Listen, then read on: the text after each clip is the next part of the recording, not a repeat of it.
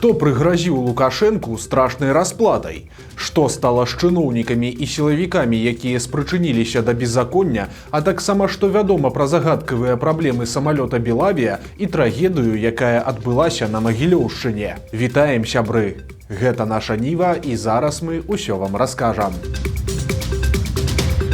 З'явіліся чарговыя трывожныя навіны ад вайскоўцаў Лукашэнкі. У Беларусі пачаліся вучэнні, на якіх беларуская і расійская арміі трэніруюцца наносіць ядзерны удар з тэрыторыі нашай краіны. У трэніроўцы, як гэта назвала Міністэрства абароны Беларусі, удзельнічаюць ракетныя войскі і авіяцыя. У ходзе вучэнняў ва ўзаемадзеянні з расійскім бокам плануецца адпрацаваць пытанні дастаўкі ядзерных боепрыпасаў і падрыхтоўкі іх да прымянення. Паведамляецца, што галоўнай асаблівасцю мерапрыемства стане праверка гатоўнасці да выканання задач баявога прымянення з непадрыхтаваных раёнаў на ўсёй тэрыторыі Беларусі. Асноўны ўпор будзе зроблены на адпрацоўку пытанняў скрытнасці, перамяшчэння на значныя адлегласці ды правядзення разлікаў для прымянення сіл і сродкаў. Прасцей кажучы, вайскоўцы трэніруюцца, як у выпадку чаго цішком даставіць ядзерны комплекс і ракеты ў патрэбны раён. Загадкавыя праблемы беларускага самалёта. Борт Белавія, які выконваў рэйс Масква-Гомель, не змог прызямліцца ў гомельскім аэрапорце. Спачатку самалёт сышоў у працяглы рэжым чакання і каля 35 хвілін наразаў кругі ў раёне Слаўгарада ў чаканні далейшага рашэння. У выніку экіпаж узяў курс на Мінск, дзе паспяхова прызямліўся. Усё гэта адбылося ўвечары 17 мая, але прычына змены курсу пакуль невядомая. Авіякампанія Белавія і Белаэранавігацыя ніяк не каментуюць надзвычайны інцыдэнт. Але вядома, што надвор'е над Гомелем было спрыяльным, а сам борт ніякіх тэхнічных праблем не меў, бо ўжо на наступны дзень выправіўся ў чарговы палёт. Таму найбольш верагоднай версіяй разглядаецца дронавая небяспека, праз якую ўлады вырашылі закрыць неба над Гомелем. Тым больш, што гэты інцыдэнт з самалётам супадае па часе з пачаткам чарговай паветранай атакі Расіі па Украіне. Тым часам, каму вайна, а каму і добры бізнес. Лукашенка пракаментаваў удары па расійскіх нафтаперапрацоўчых заводах і заявіў, што Беларусь гатовая падставіць сваё плячо. Раней паведамлялася, што ударамі беспілотнікаў з ладу выведзеныя магутнасці, якія забяспечваюць каля 23% перапрацоўкі нафты ў Расіі і каля 16% вытворчасці бензіну. Таму на сустрэчы з чарговым расійскім губернатарам Лукашенка прапанаваў свае паслугі. Сегодня бешенства хватает со стороны наших противников, которые приводят в ненормальное состояние нефтеперерабатывающие предприятия. Мы имеем 2 модернизированных завода, посол это хорошо знает, и подставляем свое плечо в любое время, как-то нужно, если в этом плане нужна помощь, поддержка вашему региону. Вы послу скажите, Борис Вячеславович нас проинформирует. Будем стараться вам помочь, так как помогаем сегодня всей России. Праўда, апошнім часам украінцы пагражаюць ужо і Лукашэнку таксама. Яны адкінулі колішнюю асцярожную рыторыку і цяпер кажуць усё прама і рэзка. Камандуючы беспілотнымі сіламі Украіны Роберт Броўдзі, вядомы па пазыўным «Мадзяр», у абразлівай форме звярнуўся да Лукашэнкі. Цытата. «Юстас Алексу Рыгоравічу. Важна, як увайсці ў патрэбную размову, але яшчэ важнейшае мастацтва выхаду з яе.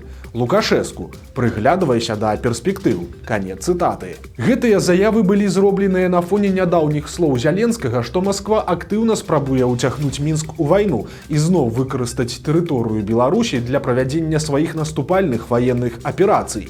Пост Броўдзі з'яўляецца прамым папярэджаннем, што ў выпадку паўторнай агрэсіі з беларускага кірунку адказ аналагічнымі сродкамі чакае і аб'екты ў Беларусі. Ну а учора ўсё той жа «Мадзяр» зноў выступіў з пагрозамі на адрас Лукашэнкі, якога назваў гаўляйтарам і прыгразіў яму наступствамі. Цытата. «Трэк наступны. Калідор для забойцаў, саўдзел, расплата». Канец цытаты. Улады самі паказалі новае крынжовае відэа з губернатарам Гродзеншчыны і міліцэйскім генералам Юрыем Караевым. У сацыяльных сетках гродзенскага аблвыканкама з'явілася відэа візіту кіраўніка вобласці на малочна-таварны комплекс Забулле ў Слонімскім раёне. На ім работнікі Непальцы сярод гною і кароў выканалі для чыноўніка песню на сваёй роднай мове. Beautiful country. Yeah. गाउँछ गीत नेपाली ज्योतिको पङ्ख उचाली जय जय जय नेपाल सुन्दर शान्त विशाल गण्डकी कोशी कर्णाली मेची र महाकाली विश्व जगत फैलाउँछ नेपाली हो Nepali. Thank you. Very beautiful. Thank you. Thank you. Невядома, што такім чынам хацелі паказаць чыноўнікі, але ў каментарыях да гэтага відэа цяпер вельмі весела. Хтосьці хапаецца за галаву ад таго, што Караеў не разумее, як усё гэта выглядае, а іншыя смяюцца з-за цікавага слонімскага дыялекту беларускай мовы, які ніколі ніхто не чуў. Трагічная выпадковасць здарылася на Магілёўшчыне. На аўтастанцыі ў Чавусах аўтобус сам сабою паехаў і насмерць задавіў пажылую пару. Аказалася, што кіроўца пайшоў адзначацца ў будынак, не заглушыўшы рухавік аўтобуса, і ў нейкі момант ён пачаў каціцца ў бок гандлёвых павільёнаў, а там акурат ішлі муж і жонка 70 і 66 гадоў. Абое яны загінулі. Кіроўца аўтобуса спрабаваў прадухіліць яго рух, але не паспеў. І ў выніку аўтобус сутыкнуўся з легкавым аўтамабілем і толькі тады спыніўся. Цяпер кіроўцу будуць судзіць, і хутчэй за ўсё за гэтую страшную халатнасць яго чакае рэальнае пазбаўленне волі. Нечаканы прагноз па курсу даляра. Яшчэ нядаўна эксперты абяцалі беларускаму рублю падзенне, але ж цяпер усё радыкальным чынам змянілася. У выніку такіх танных даляраў у Беларусі не было ажно з 2023 года, і цяпер эканамісты пачалі прарочыць беларускаму рублю ўмацаванне да ўсіх замежных валют. Некаторыя спецыялісты нават не выключаюць, што курс даляра неўзабаве упадзе яшчэ больш і складзе 2 рублі 70 копеек. Яшчэ адна хвароба набірае абароты, і гэта ўжо зусім не хантавірус. Сусветная арганізацыя аховы здароўя б'е трывогу і прызнае новую ўспышку ліхаманкі Эбола ў Дэмакратычнай Рэспубліцы Конга і Угандзе надзвычайнай сітуацыяй, якая ўяўляе пагрозу для суседніх краін. Паводле заявы ведамства, распаўсюджванне інфекцыі нясе сур'ёзную пагрозу для суседніх дзяржаў, а медыцынская арганізацыя «Дактары без межаў» ужо назвала сітуацыю крайне трывожнай і пачала разгортванне маштабных мер рэагавання. Асноўная небяспека цяперашняй эпідэміі заключаецца ў яе новым спецыфічным штаме. У адрозненне ад больш распаўсюджанага варыянту, супраць гэтага віруса сёння не існуе ніводнай зацверджанай вакцыны ці эфектыўных лекаў. Пры гэтым сярэдні ўзровень смяротнасці ад ліхаманкі застаецца вельмі высокім і дасягае каля 50%. Пакуль што спецыялісты не змаглі выявіць нулявога пацыента, што не дазваляе ацаніць сапраўдныя маштабы бяды. Аднак ужо цяпер у кангалескай правінцыі Туры зафіксавана каля 90 смерцяў і сотні падазроных выпадкаў. Таксама вірус здолеў прарвацца ў сталіцу краіны Кіншасу і выйсці за межы дзяржавы. Лабараторна пацверджаныя выпадкі, у тым ліку адзін лятальны, зарэгістраваны ў сталіцы Уганды Кампале. Барацьба з хваробай значна ускладняецца ваенна-палітычнай абстаноўкай у галоўным ачагу інфекцыі. Правінцыя Ітуры знаходзіцца ў поўнай ізаляцыі за 2000 кіламетраў ад сталіцы і кантралюецца вайскоўцамі за пастаянных нападаў мясцовых узброеных груп і баевікоў, звязаных з тэрарыстычнымі арганізацыямі. Усё гэта робіць дастаўку экспертаў, медыкаментаў і адсочванне кантактаў хворых смяротна небяспечнай задачай. Днямі адбыўся вельмі сумны юбілей. 5 гадоў мінула з моманту разгрому ўладамі самага буйнога беларускага медыапартала «Тутбай». З гэтай нагоды журналісты партала «Зеркала» пацікавіліся, як склаліся лёсы чыноўнікаў ды сілавікоў, датычных да гэтай справы. Атрымалася па-рознаму. Нехта атрымаў ад Лукашэнкі ордэн, а нехта і сам сеў у турму. Так, напрыклад, Ігар Луцкі, які на пасадзе міністра інфармацыі спрыяў разгрому, у выніку пайшоў на павышэнне. Спачатку ён стаў адказным за ідэалогію ў адміністрацыі Лукашэнкі, а пасля быў прызначаны старшынёй праўлення тэлеканала АНТ, ды стаў так званым сенатарам, членам Савета Рэспублікі. Ігар Маршалаў, тагачасны кіраўнік дэпартамента фінансавых расследаванняў камітэта дзяржаўнага кантролю, чые сілавікі займаліся эканамічным бокам справы, быў адпраўлены ў новую прафесію. Ён змяніў пагоны на касцюм дыпламата і атрымаў пасаду пасла Беларусі ў вельмі важнай для Лукашэнкі краіне – Зімбабве. Ну а следчы па асабліва важных справах Ілля Пракапенка стаў галоўным спікерам па справе Тутбай для дзяржаўных СМІ.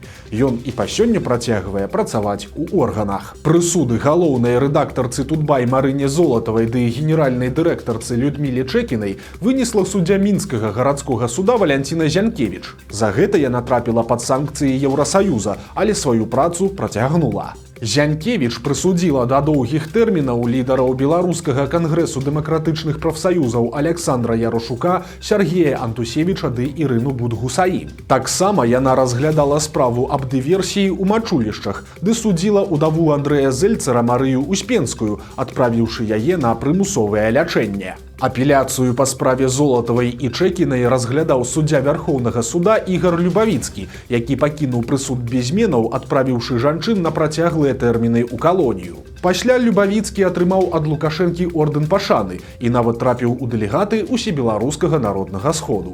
Пакуль што карма напаткала толькі аднаго персанажа – начальніка следчай групы Дмітрыя Далінніка. За гэты час ён прайшоў шлях ад сілавіка да зэка. У 2022 Даліннік быў затрыманы за буйны хабар і атрымаў 14 гадоў калоніі. Сёння ён адбывае пакаранне ў выпраўленчай калоніі нумар 3, вядомай пад назвай Відзьба.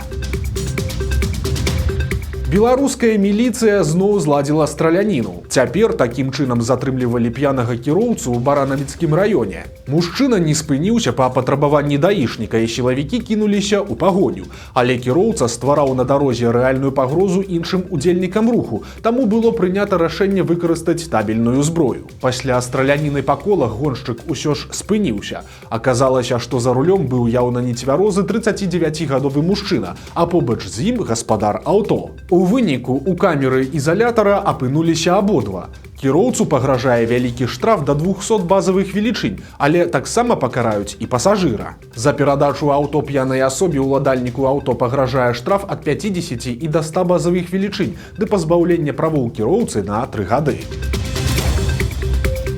Трагікамічная гісторыя здарылася ў Гомелі. Там пенсіянерка знайшла каля царквы чужую банкаўскую картку, ды вырашыла трошкі сябе пабалаваць. Жанчына пачала скупляць усё, што спадабаецца: прадукты і лекі ў аптэках, біжутэрыю ды касметыку, а таксама духі і акуляры. Яна нават набыла сабе ружу і не забылася пра свайго ката, купіўшы яму корм. За дзень жанчына расплацілася чужой карткай 21 раз, выдаткаваўшы 543 рублі. Пасля пенсіянерка вярнулася дадому, парэзала картку нажніцамі і выкінула, але хутка да яе прыйшла міліцыя. У выніку ўсё скончылася судом за крадзеж і выракам у 2 гады хатняй хіміі. Таксама пенсіянерка мусіць вярнуць уладальніцы карткі ўсе яе грошы і яшчэ 400 рублёў зверху ў якасці кампенсацыі маральнай шкоды. Вось такія навіны панядзелка. Подписывайтесь на канал, ставьте лайки альбо дизлайки и выказывайте заўвагі ў каментарах. И, конечно, читайте нашу Ниву, глядите нашу Ниву и любите Беларусь. До сустрэчы заўтра.